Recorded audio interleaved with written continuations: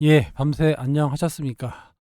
예, 사상 초유의 일이 어제 갑작스럽게 일어나면서 우리나라 시장 큰 변동성이 나타나고 있습니다.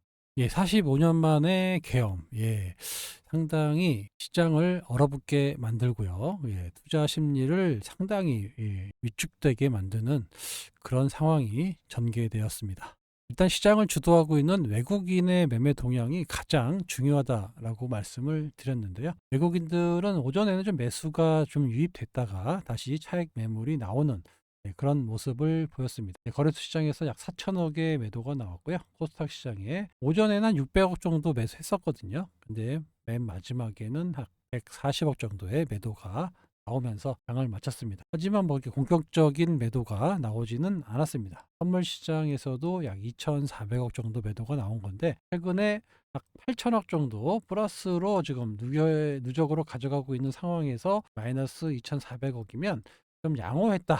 라고 볼 수가 있습니다. 왜냐하면 앞으로 시장을 되게 부정적으로 봤으면 최소 8천억에서 마이너스 1조 원 정도의 매도가 나왔어야 되는데 그런 모습은 나오지 않았습니다. 아시다시피 대통령에 대한 탄핵 소추안이 지금 통과가 됐고 올렸고 이거에 대한 논의가 곧 새벽에 나온다고 하니까 앞으로는 또 다시 한번 세 번째 대통령 탄핵 소추안 탄핵에 대한 전국으로 돌아섰습니다. 뭐 여러 가지 얘기가 있고요.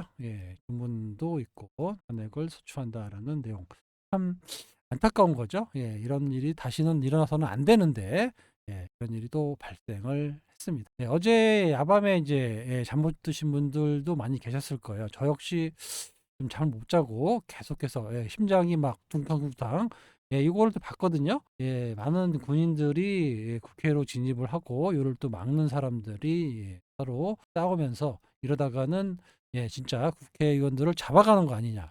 그러면 진짜 사상 초유의 일이 발생되거든요. 거기까지는 안 가서 다행인데 가슴이 조마조마했습니다.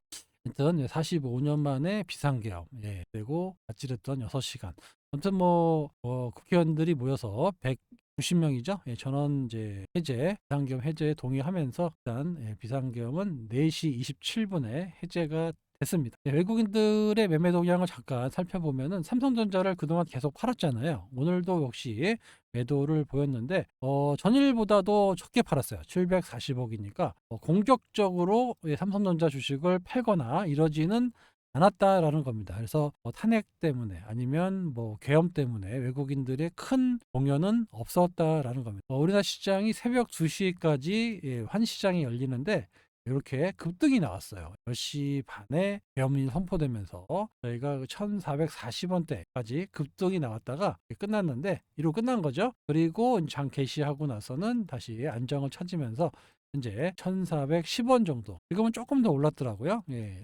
거래가 되고 있습니다. 이런 것들이 만약에 여기서 더 올라갔다. 이거는 상당한 문제가 생기는 건데 일단 원달러 환율이 좀 중요한 게 외국인들 입장에서는 환차 손이 나오기 때문에 여기서 더 올라갔다라고 하면 오늘 1조 이상의 매도가 나왔을 수도 있습니다.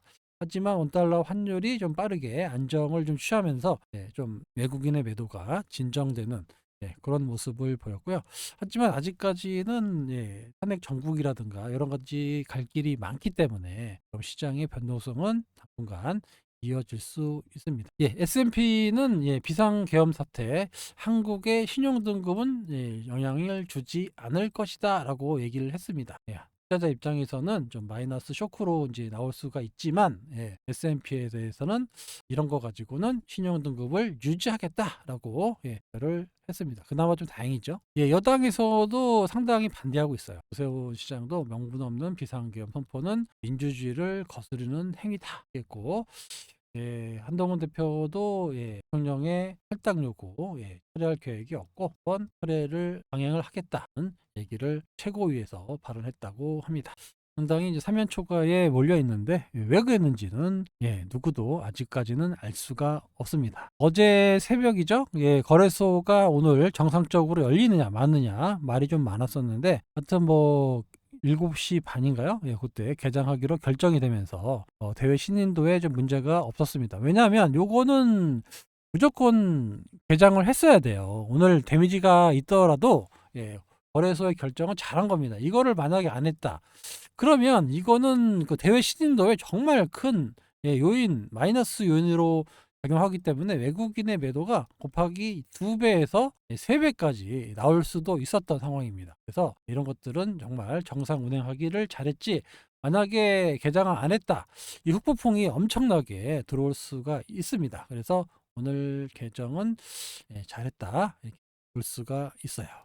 사회적으로도 상당히 좀 문제가 되고 있는데, 금속노조가 정권 퇴진 안 하면 11일부터 전면 파업을 하겠다라고 얘기를 했고, 민노총도 요즘에 조금 시끄러운데 정권 퇴진까지 총파업하겠다 계속 얘기가 나오고 있어요. 그래서 그런 것들이 사회적으로도 조금 시끄러질 것 같습니다. 참, 우리나라 가뜩이나 경제도 어렵고 서민들도 어렵고 소상공인도 어렵고 상당히 어려운 시기인데, 이런 초유의 사태가 발생했다라는 점이 상당히 안타깝습니다. 여기 내용을 잠깐 제가 받은 글로 해가지고 여기 알려드린 게 있는데, 계엄 선포 전에 국무회의가 열렸었다고 합니다. 그래서 국무회원이 대다수 반대했다라는 뉴스가 있어요. 그럼에도 불구하고 좀 강행했다라는 게 좀 놀랍다 얘기를 하고, 지금도 흥부 상태라고 볼 정도로 도대체 왜 큰 계획도 없이 일방적인 계엄을 선포했는지는 누구도 알 수가 없습니다. 문제는 국무위원들이 전원 사의 표명을 했고요. 한 총리가 긴급 간담회를 가졌다고 하는데, 문제는 최상목 부총리도 뭐 최선을 다해서 유동성을 풀어서 막겠다 해놓고 갑자기 사의를 표명하니까 도대체 이게 뭐 어떻게 된 거냐, 그냥 붕 떠버렸어요. 요것들이 이제 앞으로 어떻게 될 거냐, 이제 마무리는 잘 하겠다고 얘기는 하고 있는데, 경제를 받쳐줄 수 있는 공무원들이 지금 없다라는 거, 이런 것들이 앞으로 우리나라 시장에 어떤 영향을 줄지 그것도 좀 지켜봐야 하겠습니다. 그러니까 요즘에 시장이 가뜩이나 변동성도 큰데 정치적으로까지 이렇게 흔들어 버리니까 외국인들 입장에서는 그렇게 좋은 시각으로 볼 수가 없는 거예요. 요거는 과거에 박근혜 대통령 탄핵 시기와 코스피 추이가 나와 있습니다. 태블릿 PC라든가 뭐 최순실 국정농단 하고 나서 3당이 대통령 탄핵 소추안을 발의했고요. 그 다음에 본회의를 표결이 통과됐고, 그리고 나서 약 한 3개월 정도 걸렸죠. 3개월 정도 걸려서 대통령이 이제 파면이 됐고, 또 국무회의를 통해서 선거일이 결정됐고, 그때 문재인 대통령이 당선됐습니다. 그래서 이 기간이 보통 한 5개월 이상 걸려요. 5개월 이상. 이런 정도가 걸리는데, 이번에는 어떻게 될지, 현재에서도 될지 잘 모르겠습니다. 하여튼 이렇게 좀 진행 중인 과정이니까 앞으로 어떻게 될지는 봐야 되는데, 일단은 차트상으로 보시면 종합지수는 여기서 크게 하락하지 않았다라는 겁니다. 그래서 대통령도 여기서 취임하고, 그때 비슷하죠. 트럼프 대통령도 1월 달에 취임할 거 아닙니까? 그러고 나서도 시장은 좀 올라갔다라는 겁니다. 여러분들이 지금 많이 걱정을 하실 텐데, 또 트럼프가 또 취임하고 나서 주가가 오른다고 말씀드렸어요. 국채금리가 좀 떨어지고, 그 당시에 보시면 외국인들이 계속해서 사택 때는 매도하다가 그 이후로는 약 8조 원 정도의 순매수가 유입이 되면서 안정적인 상승이 나왔다라는 겁니다. 그래서 지금 여기잖아요. 지금 발의했고 이제 표결 나올 거고, 이때까지는 외국인이 매도하다가 정작 지나고 나서 트럼프가 취임하고 그 이후로는 외국인 매수가 유입되면서 시장이 안정적인 상승 흐름이 나왔다라는 점에서 이때랑 비슷한 흐름이 나오지 않을까라고 조심스럽게 전망해 보고 있습니다. 그래서 지금 상당히 어렵고 앞이 안 보이고 이러실 거예요. 하지만 과거 사례들을 봤을 때, 그리고 또 트럼프가 집권하고 나서 좀 많은 정책이 나올 겁니다. 물론 자국 정책이 많이 나와서 우리나라에 영향을 일부 줄 수 있다고 하는데, 미리 다 알고 있는 내용들이고 새로울 게 없습니다. 그리고 트럼프는 일단 질러놓고 좀 수정해 보는 스타일이기 때문에 실질적으로 우리가 우려하는 관세라든가 IRA 보조금이라든가 실수법이라든가 이런 것들이 조금씩은 이제 혜택을 받을 수 있다라고 볼 수도 있고요.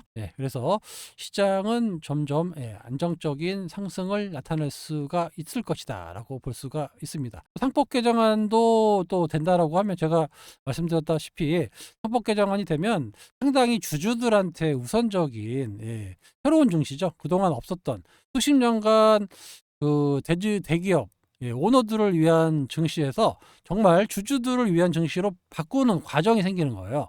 그러면서 상당히 저평가되어 있는 주식들이 올라갈 거고 또 밸류업을 할 거고, 그러면 전체적으로 시장도 좋아지는 그런 국면이 나올 수 있습니다. 지금 국면만 잘 건져 나가면 좋은 시절이 온다라는 거예요. 상당히 좀 어려운 국면, 손해배출, 표결, 그다음에 헌재, 다시 또 대통령 선거의 결정, 뭐 이렇게 시끄러운 거는 있겠지만 아무튼 그 이후로는 계속 안정적인 상승 흐름이 나왔다라는 과거 데이터로 봤을 때 지금의 어려움이 결국에는 또 기회였다라고 볼 수가 있습니다. 항상 위기잖아요. 위기, 위험과 기회. 위기입니다. 위험이 있으면서 또 기회가 될 수가 있어요. 그래서 이번에 위험만 보지 마시고 이번이 기회였다. 저점에 싸게 살 수 있는 기회였다. 이렇게 볼 수가 있을 정도로 이번 기회를 잘 활용해 보시기 바랍니다. 그러면 또 좋은 일이 있을 거예요. 물론 이제 좀 이렇게 흔들거리는 이런 것들은 변동성은 어쩔 수 없습니다. 외국인들이 계속 흔들기 때문에 어쩔 수가 없지만, 그래도 과거 사례나 우리가 사실 외국 그 증시보다 상당히 저평가되어 있던 원인 중에 하나도 대외적으로 나가서 보여준 우리나라의 대표하는 인물에 대한 이런 것들도 저평가 영역에 일부 포함이 되어 있습니다. 그래서 정상적인 상황이 될 수도 있는 이런 상황이 됐기 때문에 국내 증시로 봤을 때는 쉽지 않다라고 말씀을 드릴 수 있습니다. 코스닥 지수인데요. 어제 양봉이 나오고 좀 반등이 좀 나오나 싶어서 좀 기대하고 있었는데 갑자기 큰 사건이 나오면서 이런 모습이 나왔는데, 과거 사례에 보면은 그렇게 큰 데미지는 아직까지는 아니죠. 이런 것도 아니고 8월 5일 날입니다. 이때 또 뭐 이런 큰 음봉이 나온 것도 아니고, 그죠? 이렇게 플러스 마이너스로 나왔다라는 얘기는 저점이란 얘기예요.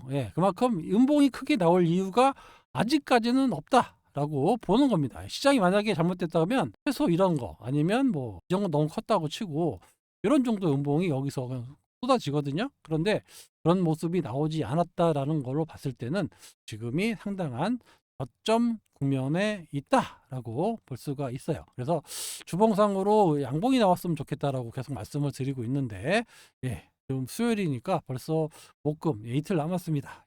때 양봉이 나와서 700을 넘어가는 모습이 나올지, 아니면 좀 흔들다가 다음 주에 좀 다시 한번 도전을 할지는 잘 모르겠지만은 아무튼 저점이 형성되고 있는 거는 사실이다, 이렇게 말씀을 드릴 수 있습니다. 그러니까 크게 흔들리지 마시고 저점에서는 좀 변동성도 있겠지만 그 이후에 다시 주도하는 섹터나 종목들이 나타나게 되어 있습니다. 그래서 좀 이렇게 크게 올라가는 국면이 또 나타날 수가 있으니까요. 너무 부정적으로만 보지 마시고 상당히 시끄러울 때 여기만 잘 지나가면 또 상승 국면을 맞이할 수 있으니까 그거를 좀 미리 준비하는, 이번 기회에 좀 준비하는 그런 시기를 잘 보내셨으면 좋겠습니다.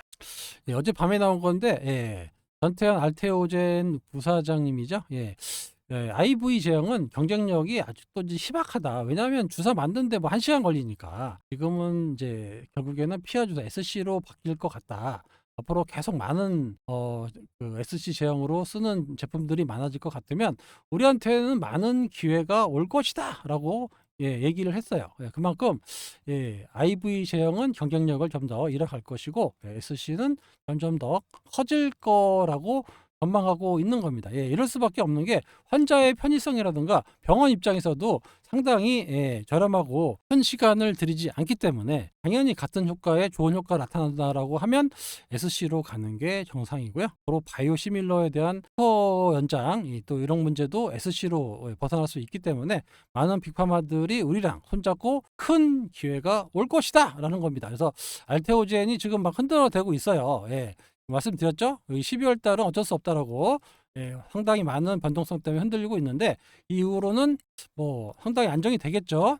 1월 초 전에 알테오젠이 크게 안 빠진다라고 하면 시장을 주도하는 다시 코스닥 1등 주식으로서의 기능을 나타낼 걸로 예상이 되고 있습니다.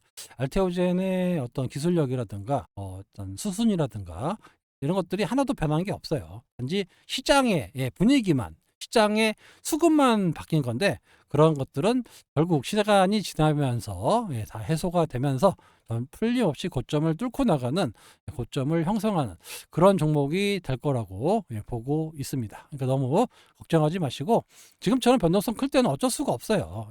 어쩔 수 없고, 하지만 다시 한번 시장이 진정되고 올라갈 때는 우리나라에 다시 나오지 않을 기업 알테오젠의 상승, 이거를 기대해 보시기 바랍니다. 아시겠죠? 요거는 이제 우리 그 회원분 중에 서문범님이 좀 저희한테 이제 뭐 일부러 입금하셨는지 잘못 입금하셨는지 모르겠는데 저희가 3개월에 21만 원이잖아요. 근데 27만 원을 입금하셔 갖고 그 우리 관리자가 좀 너무 6만 원 정도 입금을 더 하셨다라고 말씀드렸더니 안 받겠다고 커피 한 잔 드시라고 해 가지고 아주 직원들이 점심 식사도 잘했고요. 커피도 잘 마셨습니다. 인사드리려고 서문범님 항상 건강하시고 감사드립니다. 꼭 좀 해달라고 해갖고 제가 관리자가 꼭 좀 해달라고 그래서 감사한 마음, 어려운 시장에서 이렇게 전달해 주셨다고 감사한 마음 전해드리도록 하겠습니다. 서문범님 건강하세요. 아시겠죠? 어려운 환경입니다. 항상 어려운 시기 우리나라 증시는 늘 변동성하고 친구가 돼야 됩니다. 그리고 이 변동성이 또 나중에 보면 기회가 되는 상황이 많이 있었어요. 그래서 지금의 상황 앞이 안 보입니다. 하지만 이런 상황도 결국에는 지나갑니다. 그리고 나서 앞으로 있을 상승 흐름이 여러분들을 기다리고 있으니까 너무 비관적으로만 보지 마시고 이번 기회를 어떻게 활용할 건가, 이 점에 초점을 맞춰서 증시를 봐주신다면 앞으로 큰 기회가 여러분한테 나타날 거라고 제가 미리 예언을 먼저 말씀드리면서 천천히 여러 가지 제가 많은 경험이 있어요. 2008년도 금융위기부터 뭐 탄핵도 2번 당해봤고 김일성 죽었고 뭐 이런 것도 많잖아요. 옛날에 우리나라 시장에 얼마나 많은 변수가 있습니까? 그런 것들 다 이겨내고 올라갑니다. 그러니까 지금이 가장 어려워 보이지만 결국 보면 그때가 저점이었구나, 그때가 살 기회였구나 라고 이제 그러실 때가 있으실 거예요. 그러니까 너무 걱정하지 마시고 제가 말씀드리는 이런 상황에 맞춰서 그것도 말씀드리는 종목을 천천히 잘 따라오시면 제가 어떻게든 수익으로 보답하도록 하겠습니다. 아시겠죠? 지금까지 주필승이었습니다. 감사합니다.